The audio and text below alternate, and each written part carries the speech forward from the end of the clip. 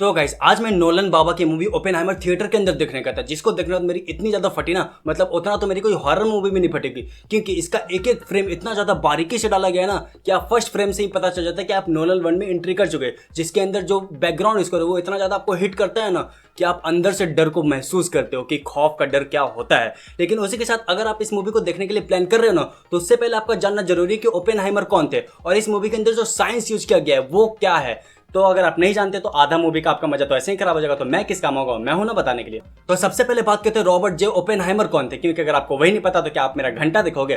तो रॉबर्ट जे ओपेनहाइमर जो है उनको बोला जाता है फादर ऑफ एटॉमिक बम, क्योंकि पहला एटॉमिक बम उन्होंने ही बनाया था। लेकिन सबसे बड़ी बात यह है कि इसके अंदर साइंस बहुत ज्यादा यूज किया गया और एक एटम बम बनाना अकेले किसी का बस का तो बात नहीं है। इसके अंदर और भी साइंटिस्ट तो आएंगे ना। इसी के साथ हम लोग को इसके अंदर आइंस्टीन भी दिखाया गया, साथ ही बड़े बड़े साइंटिस्ट दिखाए जैसे कि बोहर, वही बोहर एटॉमिक मॉडल वाले नील बोहर।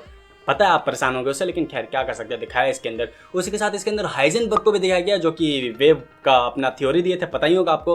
और इसके अंदर एक थ्योरी भी एग्जिस्ट करता है जो कि आपको पता ही होगा कि जो एटम है वो पार्टिकल नेचर और वेव नेचर दोनों शो करता है। ये तो आपने पढ़ा ही होगा, क्योंकि अगर आपने 11-12 का फिजिक्स अच्छे से नहीं पढ़ा तो आपको प्रॉब्लम होने वाला है। इसीलिए तो मैं आपको समझा रहा हूँ कि आप देखने जाओ तो आपको प्रॉब्लम ना हो। उसी के साथ इसके अंदर प्योरली साइंस पार्ट जो यूज किया गया उसमें यूज किया गया कि एटम बम बनाने के लिए कौन सा मेटल हम लोग यूज करते हैं, यूरेनियम 235। और वो क्यों यूज करते हैं, क्योंकि आपको पता ही होगा, क्योंकि उसी को यूज किया जाता है। लेकिन उससे बड़ी बात यह है कि एक चैन ऑफ रिएक्शन होता है जिसकी वजह से एटम बम बनता है जो कि एक्सप्लोजिव करता है बहुत बड़ा। तो वो होता कैसे है, तो उसमें एक जो न्यूक्लियस है उसका फिजन होता है जिसकी वजह से chain of series of reaction चलता है, जिसकी वजह से बहुत बड़ा एक्सपोर्ट होता है और इतना बड़ा तबाही हो जाता है। तो वही तो काम है एटम बम का। तो इसके अंदर ये सब भर भर के डाला गया। अगर आप ये सब चीज़ नहीं पता है तो आप बहुत ज़्यादा पार्ट इसका बोर हो सकते हो और उसके बाद आपको समझ में नहीं आएगा, बोलेगा क्या दिखा रहा है यूरेनियम 235 फिजन फ्यूजन कुछ भी। तो इसलिए ये सब चीज़ आप जान लो, क्योंकि सीरीज ऑफ रिएक्शन जो है वो इस मूवी का सबसे बड़ा पार्ट प्ले करने वाला है, जो कि पूरा एंटायर मूवी आप अगर आप अंतिम में जाके देखोगे ना तो वो उसी पे बेस्ड है। क्योंकि सीरीज ऑफ रिएक्शन का जो एक्सप्लोजन है ना वो आपको पूरा डिस्ट्रॉयर बनाता है। क्योंकि जैसा कि आपको पता होगा कि ओपेनहाइमर भैया ने हमारा भगवत गीता पढ़ा था जिसके अंदर लिखा गया था कि now I am the destroyer of the world, जो कि बखूबी यहाँ पे दिखती है कि अगर आपके पास सीरीज ऑफ रिएक्शन बन जाता है बहुत ही बड़े अमाउंट में तो आप बन जाते हैं डिस्ट्रॉयर ऑफ द वर्ल्ड, जो कि एटम बम बना के हुआ, जिसके बाद हाइड्रोजन बम भी बना, जो कि दिखाया जाएगा उसके अंदर कि बना नहीं है लेकिन बन जाएगा इन फ्यूचर। तो इसी के ऊपर पूरी मूवी बेस्ड है, जिसमें आपके साथ कई सारे सवाल इसमें खड़े करती है कि क्या हम लोग जो वेपन बनाए हैं वो ह्यूमन के वेलफेयर के लिए या डिस्ट्रक्शन के लिए। ऑफ कोर्स डिस्ट्रक्शन के लिए। डिस्ट्रक्शन के लिए कैसे, वो भी इसके अंदर दिखाया गया। और क्या क्या फील करता है आदमी, जो बंदा इसको बनाया है, जो एटम बम बनाया उसके ऊपर क्या फील होता है कि वो क्या ह्यूमन का वेलफेयर कर दिया।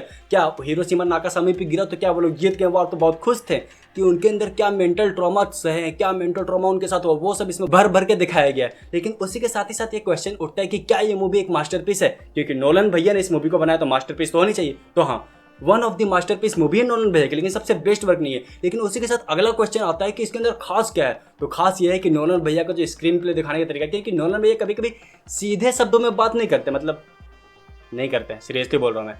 क्या कोई भी ऐसा मूवी बता दो जिसमें वो सीधा सीधा स्क्रीन पे दिखा दियो जिससे आपको समझ आए, हो ही नहीं सकता। तो इसके अंदर भी 3 गो इंटायर टाइमलाइन चलता है, जिसके अंदर एक में पास्ट से दिखाते हैं, एक में प्रेजेंट से दिखाते हैं और एक में पास्ट का पास्ट में दिखाते हैं। मतलब तीनों टाइमलाइन को आपको समझना होगा, जिसको डिफ्रेंशिएट करने के लिए वो हमारा 2 IMAX कैमरा यूज किए हैं और 2 IMAX कैमरा रियलिटी में यूज किए, कलरफुल IMAX कैमरा और एक स्पेशल IMAX कैमरा बनाया था इस मूवी के लिए, जो कि पूरा ब्लैक एंड व्हाइट में शूट करता है, जो कि पास्ट को रिप्रेजेंट करता है। इसके अंदर आप देखोगे तो आपको समझ में जाएगा। उसी के साथ एक्टिंग की तारीफ करनी तो बनती है, क्योंकि रॉबर्ट डॉनी जूनियर ने इतना अच्छा इसके अंदर एक्टिंग डिलीवर किया ना, मतलब क्या बोलूं मैं। उनको आयरन मैन के अलावा आप किसी रोल में सोच भी नहीं सकते, मतलब मैं भी नहीं सोच सकता। लेकिन इस मूवी को देखने के बाद आप उनको हर एक रोल में सोच सकते हैं, क्योंकि उन्होंने क्या एक्टिंग डिलीवर किया। उसी के साथ किलियन मर्फी की तारीफ तो करनी बनती है, क्योंकि इस मूवी की जो जान है वो किलियन मर्फी है, क्योंकि वो अच्छे भी हैं बुरे भी हैं और जितना चीज़ उनके अंदर होना चाहिए, जितना गुण इसके अंदर दिखना चाहिए, सब कुछ एकदम भर भर के दिखाया। साथ ही थोड़े थोड़े न्यूडिटी के शॉट भी दिखाए गए इसके अंदर, जो कि हुआ भी, आपको पहले से न्यूज़ मिल ही गया होगा ये सब। लेकिन उसी के साथ सबसे बड़ा क्वेश्चन आता है कि इस मूवी का USP क्या है। तो इसके अंदर इतनी छोटी छोटी बारीकी सी डिटेलिंग डाली गई, जैसे बम जब ब्लास्ट होता है एटॉमिक बम, तो बॉलीवुड या फिर नॉर्मल मूवी के अंदर क्या होता है, ब्लास्ट होता है और हम लोग को साउंड सुनाई देता है। लेकिन इसके अंदर नहीं होता है। जब ब्लास्ट होता है तो पहले हम लोग को लाइटनिंग दिखाया जाता है, साइलेंस मेंटेन करता है, उसके बाद साउंड सुनाया जाता है, जो कि रियलिटी में ये डिटेलिंग बहुत बड़ा है। क्योंकि जब एक्सप्लोजिव होता है तो सबसे पहले हम लोग को लाइट दिखाया जाता है, क्योंकि light travel faster than sound, इसलिए पहले हम लोग को लाइट दिखता है, उसके बाद साउंड सुनाया जाता है, जो कि इसके अंदर बहुत ही बड़ा डिटेलिंग था, जो कि देखकर मैं शॉक था। उसी के साथ दूसरी चीज़ बात करनी पड़ेगी कि इसका जो बैकग्राउंड इसको डाला हमारा लुडविग गेरेंसन, वो इतने बढ़िया म्यूजिक डायरेक्टर है, मतलब मैं क्या बोलूँ, कितना बढ़िया म्यूजिक डालते हैं, बैकग्राउंड स्कोर डालते हैं, मैं क्या बोलूँ।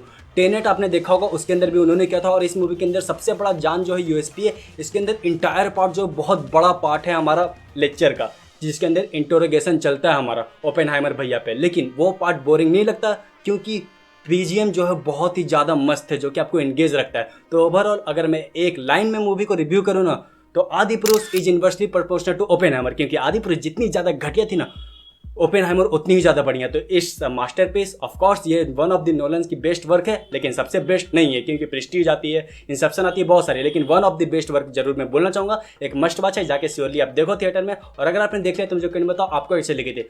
तो उसी के साथ आज की वीडियो नहीं तक था। आशा करता हूँ कि मेरी वीडियो आपको बहुत हेल्प की होगी। अगर हेल्प की तो मेरी वीडियो कर दो लाइक, और ऐसे ही वीडियो पाने के लिए मेरे चैनल को दो सब्सक्राइब।